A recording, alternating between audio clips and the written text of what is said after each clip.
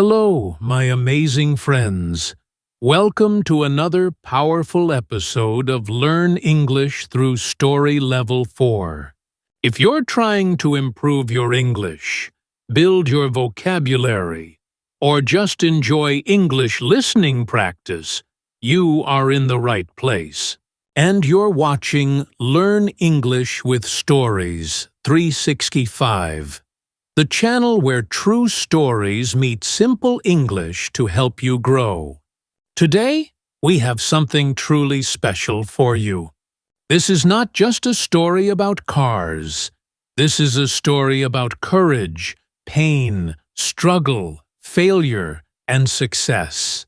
This is a story of how a man's dream, a woman's courage, a dark past, and a powerful comeback created something the whole world now knows: Mercedes-Benz. But this is more than a brand. It's a lesson in human strength, bold decisions, and how even the darkest past can lead to a brighter future. And as we tell this story together, you won't just be learning about history. You'll be improving your English through real emotions, vivid storytelling, and powerful vocabulary that will help you become more fluent, more confident, and more connected to the language. Let me ask you something. Have you ever had a dream that people laughed at? Have you ever believed in something so deeply, even when everyone around you said, "That's impossible"? If you have, then this story is for you. Because Carl Benz, the man behind the first car, was once called crazy. And Bertha Benz, the woman who made history, was told she couldn't do it. But they did. Learning English is also a journey like that. It's not easy. People may doubt you. You might even doubt yourself. But if you keep going, if you keep practicing, you will succeed. Just like Mercedes-Benz. So, sit back. Open your ears, your heart, and your mind. This is not just an English lesson. It's a story that will inspire you. This is your English listening practice with a purpose. This is your time to grow. Are you ready? Let's begin the journey. Let's travel back to Germany in the year 1844. In a small town called Karlsruhe, a baby boy was born. His name was Carl Benz. He didn't come from a rich family. He didn't live in a palace. But he had something very powerful. A mind full of ideas, and a heart full of dreams. From a young age, Carl was different. While other children played games in the street, Carl liked to watch machines. He listened to how things sounded. He studied how things moved. He loved to take things apart just to see how they worked.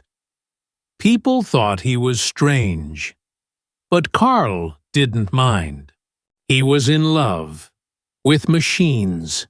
His father worked on railway systems and was proud of Carl's interest in mechanics. But sadly, when Carl was only 2 years old, his father died. It was a very hard time for the family. His mother had to raise him alone. Life was not easy, but she believed in her son.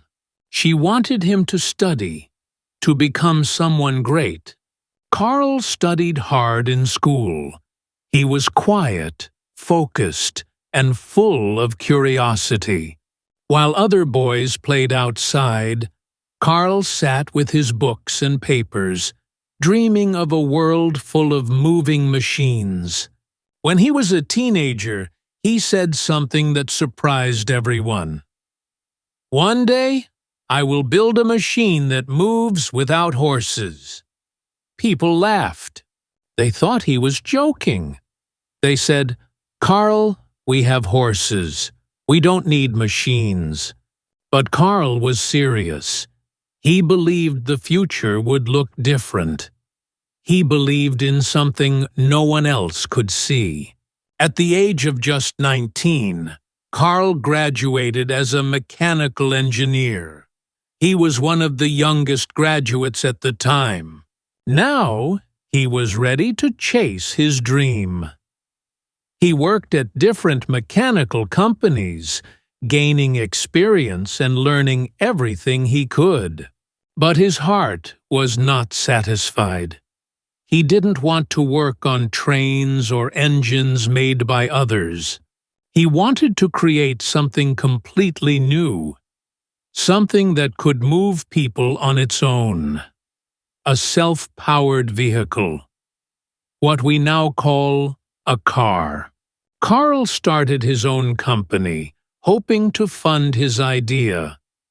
He worked day and night, designing engines and planning how to make a small vehicle move. There was no guide, no teacher, no internet to help him, just his imagination, some tools, and a strong desire to build the future. His first designs didn't work. The engine was too weak. The parts didn't fit. But Carl didn't stop. He made changes. He tested again. He failed again. And he tried again, over and over. It took him years. Finally, in 1885, he built something very special. The first gasoline-powered automobile. It had 3 wheels, a small motor, and a strange shape. People looked at it and said, "What is that?" It looked like a mix between a tricycle and a sewing machine. But it moved. And it didn't need horses. Carl called it the Benz patent motor wagon. It was the first of its kind. A real, working car. But then came another problem. Nobody wanted it. People laughed at him. They said, "It's too loud. It's too dangerous. Who would want such a thing?" They didn't understand what he had created. They didn't see the future like Carl did. Carl felt disappointed. He had worked for years. He had made something amazing. But no one believed in it. He began to lose hope. His company was not doing well. His dream was alive, but very weak. Can you imagine how that must feel? To believe in something, to work on it for years, and then to be told that it's useless, that you're crazy? Most people would have stopped, but not Carl.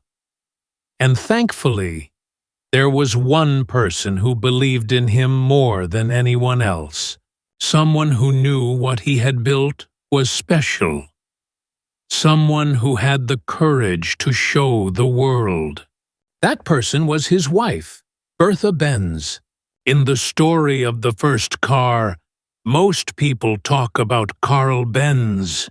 He was the inventor. He built the machine. But without his wife, Bertha Benz, the car may have never become a success. Bertha was not just Carl's partner in life. She was the real hero behind the first car's journey into history. Bertha Benz was a strong and intelligent woman. She believed in her husband's dream, even when the world did not. In the late 1800s, women had very few rights. They could not vote. They were not allowed to study engineering. And they were not supposed to make big decisions. But Bertha was different. She was brave, smart, and full of spirit. At that time, Carl Benz was feeling hopeless. He had built the car, but no one wanted it. People said it was too strange, too loud, and too risky. Some even laughed at him. Carl started to doubt himself. He stayed quiet. He didn't know what to do next. But Bertha knew. She saw the car for what it truly was, a miracle. She didn't just support Carl with words. She took action. She had an idea, a bold and dangerous idea. She would take the car on a long journey to prove to the world that it worked, that it could go far, that it was ready. On the morning of August 5th, 1888, before the sun came up, Bertha quietly left the house with her 2 teenage sons. Carl was still sleeping. She didn't wake him. She didn't ask for permission. She just did what she believed was right. Bertha rolled the car out of the workshop. It was the Benz patent motor wagon, the world's first car. It had no roof, no lights, no real brakes, and only 3 wheels. But Bertha was not afraid. She had a mission. She was going to drive 106 kilometers from Mannheim to her mother's house in Pforzheim. No woman had ever done something like this. No man had either. This was the first long-distance journey by car in human history, and it was done by a woman. The journey was not easy. There were no roads made for cars, only dirt paths and rocky tracks. The engine made loud noises. People came out of their homes to stare. Some had never seen a machine like this. Some were afraid. Some thought it was a ghost or a monster. Others thought Bertha was a witch. But Bertha kept driving. She stayed calm. She stayed focused. Soon, the car stopped. The fuel pipe was blocked. There were no mechanics, no service stations. But Bertha didn't panic. She took a hat pin from her hair and cleaned the pipe. The engine started again. Later, the ignition broke. She used her hairpin again to fix it. When the fuel ran low, she stopped at a pharmacy in a small town. She asked for a liquid called Ligroin, which was used as a cleaning fluid at that time. That pharmacy became the world's first fuel station. As the journey continued, Bertha had to stop many times. She cleaned parts, adjusted the engine, and even used a shoemaker's tools to fix broken chains. Her hands were black with oil. Her clothes were covered in dust. But she never gave up. All along the way, people watched in amazement. They followed her. They asked questions. They couldn't believe their eyes. A woman driving a strange machine through the countryside, alone, without a man. Bertha was making history, step by step, kilometer by kilometer. After 13 hours of travel, Bertha and her sons finally reached Pforzheim. She sent a telegram to Carl. It said, "The car works. We are safe. The world is ready." That one sentence changed everything. People started to talk. Newspapers told the story. Crowds came to see the car. The same people who once laughed were now curious. Karl received letters from people who wanted to buy the car. Orders began to arrive, all because of Bertha. She didn't just support her husband, she believed in him. She took a risk. And in doing so, she proved to the world that the automobile was not a joke. It was real, it was strong, it was the future. Karl Benz built the first car. But Bertha Benz drove it into the world. Today, her journey is remembered in Germany and around the world. There is even a special road called the Bertha Benz Memorial Route. It follows the same path she took in 1888. Bertha showed us all that courage is not about being loud. It's about taking action. She showed us that believing in someone is more powerful than anything else. And she reminded us that change often begins with one brave decision. Her journey is not just a piece of car history. It is a story of hope, strength, and the power of belief. While Karl and Bertha Benz were building their dream in Mannheim, something incredible was happening in another part of Germany. In the city of Stuttgart, two other men were working on the same idea. Their names were Gottlieb Daimler and Wilhelm Maybach. Just like Karl Benz, they also wanted to create a vehicle that could move without horses. And they were doing it completely on their own. Without knowing about Karl's invention, Gottlieb Daimler was an engineer and inventor. He was quiet, focused, and always thinking about the future. His friend and partner, Wilhelm Maybach, was a designer and builder. He was creative and fast. Together, they made a perfect team. In 1885, around the same time Karl Benz built his first car, Daimler and Maybach developed something called the grandfather clock engine. It was small, light, and very powerful for its size. They first put this engine into a wooden bicycle. It became one of the world's first motorbikes. Later, they placed the engine into a small boat. Then, they added it to a carriage. And just like that, they had built their own version of a motor vehicle. But just like Karl Benz, they also faced doubts and rejection. People didn't understand these strange machines. They didn't see the future yet. But Daimler and Maybach believed. They continued to build and improve. Their goal was not to create a toy for the rich. They wanted to build something powerful, fast, and useful for everyone. For many years, Daimler and Benz did not work together. In fact, they were competitors. They had their own companies, their own teams, and their own dreams. Karl Benz had Benz and Nazi.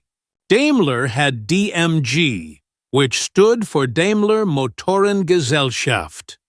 The two companies grew separately, selling different vehicles to different customers. And yet, the dreams of these men were the same: to change the way people moved, to make travel faster, easier, and more free. It's amazing to think that in the same country, at the same time, two teams were working on the same dream without even knowing it. That is the power of vision. That is the beauty of human invention. Daimler and Maybach may not have met Karl Benz at the beginning, but one day their paths would cross, and together their names would become part of one of the most famous brands in history. Now, let's talk about something very special: the name Mercedes. Where did it come from? It wasn't the name of a company. It wasn't the name of a car part. It was the name of a little girl. In the early 1900s, the company Daimler Motorengesellschaft, or DMG, was doing well. Their cars were strong and fast. Many rich people wanted to buy them. One of these people was a businessman and car dealer named Emil Jelinek. He was a big fan of Daimler's work. He sold their cars in France and Austria, and he was also involved in car racing. But Emil had a special request. He told the company, "I will help you sell your cars across Europe, but you must name them after my daughter." His daughter's name was Mercedes. She was only 11 years old at the time. At first, this seemed like a strange idea. Why would a company name its cars after a child? But Emil was serious. He believed that the name Mercedes sounded beautiful, elegant, and strong. It would make the cars feel more human, more alive. The company agreed. In 1901, DMG released a new car called the Mercedes 35 HP. It was a powerful machine, much better than earlier models. It had a strong engine, a long wheelbase, and a low body. It looked different from the old carriages. It was not just a motor on wheels, it was a true automobile. This car became a huge success. People loved the way it looked. They loved how it performed. It was fast, reliable, and modern. The name Mercedes quickly became famous. Soon, all DMG cars were called Mercedes. The name gave the brand a new identity. It was not just about engineering anymore. It was about style, beauty, and emotion. The story of the name shows how powerful names can be. Mercedes was not a technical word. It was a human name, a name with feeling, and it helped the company connect with people in a new way. Today, Mercedes is one of the most respected names in the world. It is known for luxury, safety, and quality. But it all started with one man's love for his daughter, and a simple idea that a car could carry more than just people. It could carry a name, a dream, and a story. That's how the name Mercedes was born. Not every part of history is bright. Some stories are painful, dark, and difficult to tell, but they are important. To understand the full journey of Mercedes-Benz, we must talk about a time that changed the world, a time of war, fear, and suffering. This is the dark chapter of Mercedes-Benz during Nazi Germany. In the 1930s, Germany was going through a difficult period. The country was poor, broken after World War I. People were angry, lost, and looking for a strong leader. Then, Adolf Hitler came to power. He promised to make Germany strong again, but his rule was full of hate, control, and violence. During this time, many companies in Germany became part of Hitler's plan, including Mercedes-Benz. Mercedes-Benz was known for its powerful cars and great engineering. The Nazi government saw this and used the company to build vehicles for the army. The company started making military trucks, engines, and armored cars. These were not cars for families. These were machines for war. Adolf Hitler himself used a Mercedes car. It was large, black, and very famous. You can still see pictures of him standing in it, waving to crowds. That car became a symbol of power, but not the kind of power we admire. Even worse, during World War II, Mercedes-Benz used forced labor. That means people were taken from their homes, many from other countries, and made to work in factories against their will. Many of these workers were prisoners. Some were Jewish. Some were very young. They worked long hours in terrible conditions. They were tired, cold, and hungry, and they were not free. This part of history is very painful. It shows how even great companies can be part of something very wrong. Mercedes-Benz was not alone. Many companies supported the war machine, but that does not make it right.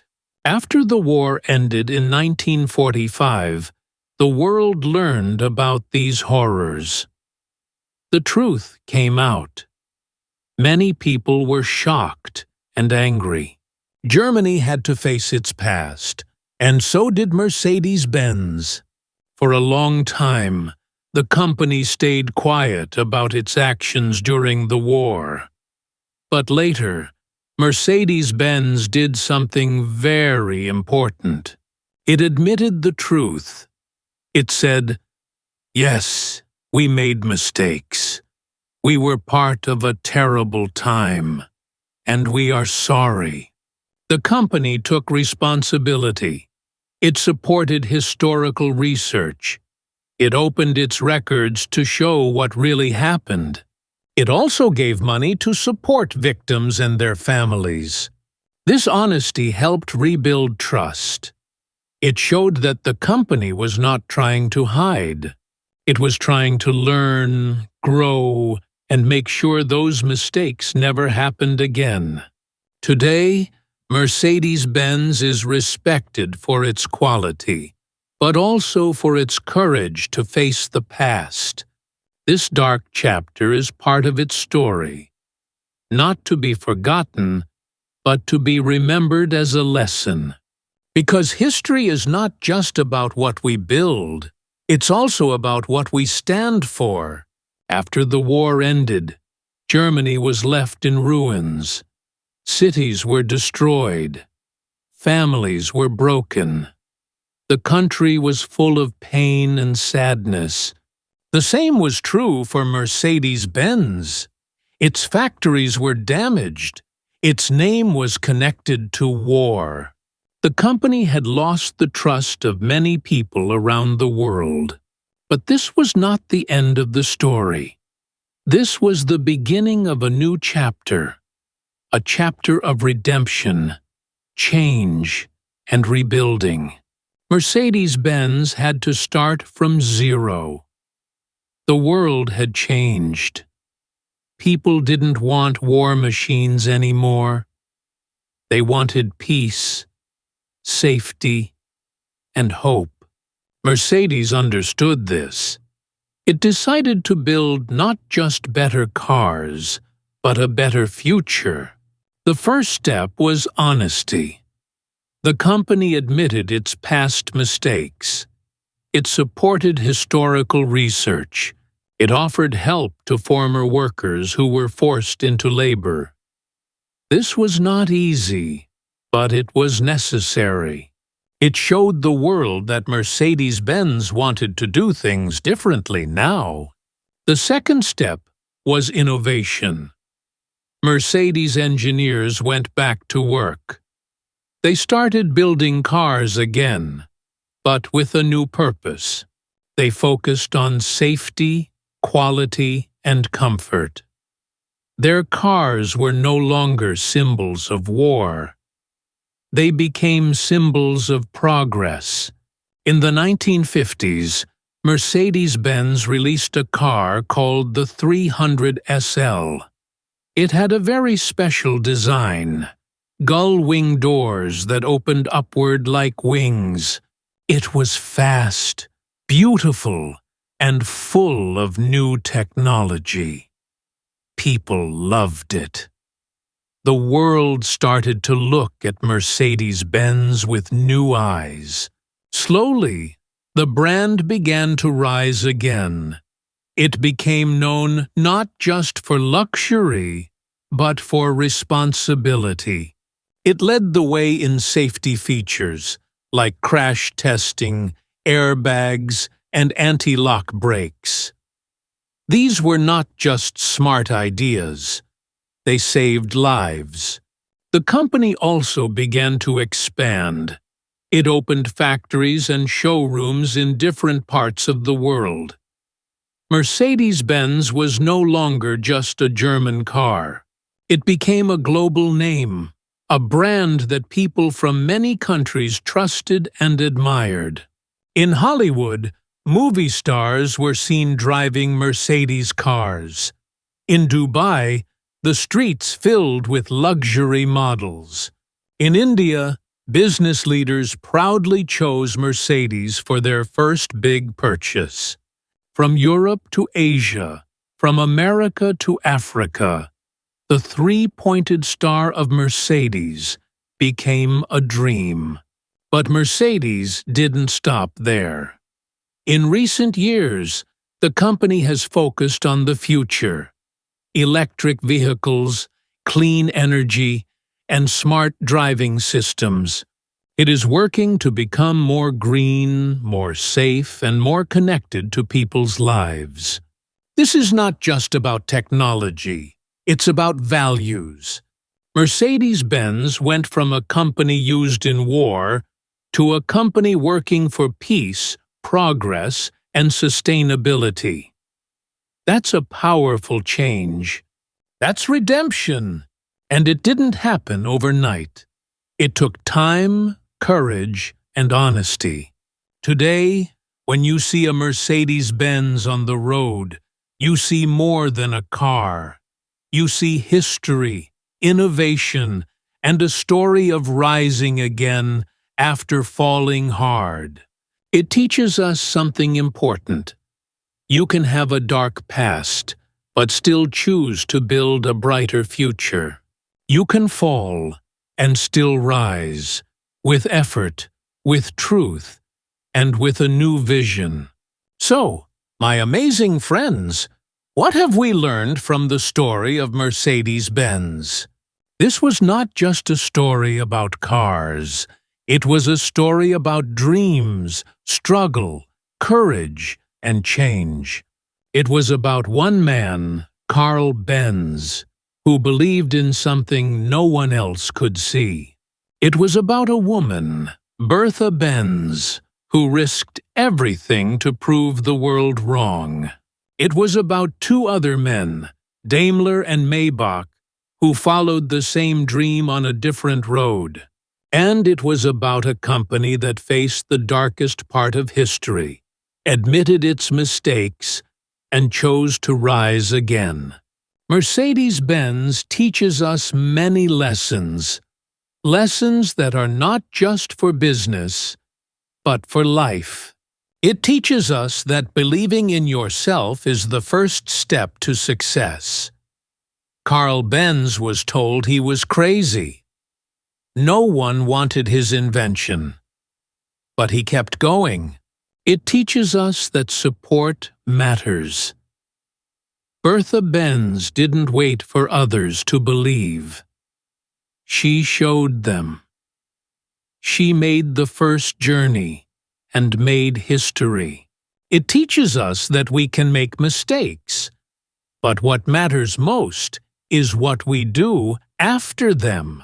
Mercedes-Benz was part of something terrible during World War II, but the company took responsibility.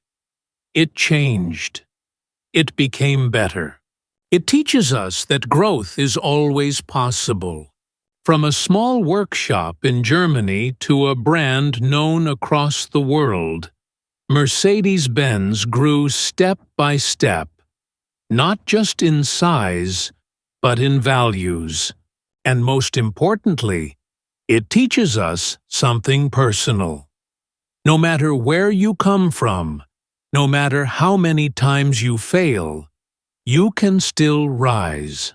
Just like Carl, just like Bertha, just like Mercedes, and dear learners, this is also true for your English journey. Maybe you're just starting. Maybe people don't believe you can do it. Maybe you don't believe it yet yourself. But you can. Every word you learn, every sentence you understand, every story you listen to, it all takes you forward. Learning English is like building a car. It starts slowly. It needs patience. But one day, it moves on its own. One day, you speak with confidence. One day, you drive your dreams. So don't give up. Keep learning. Keep practicing.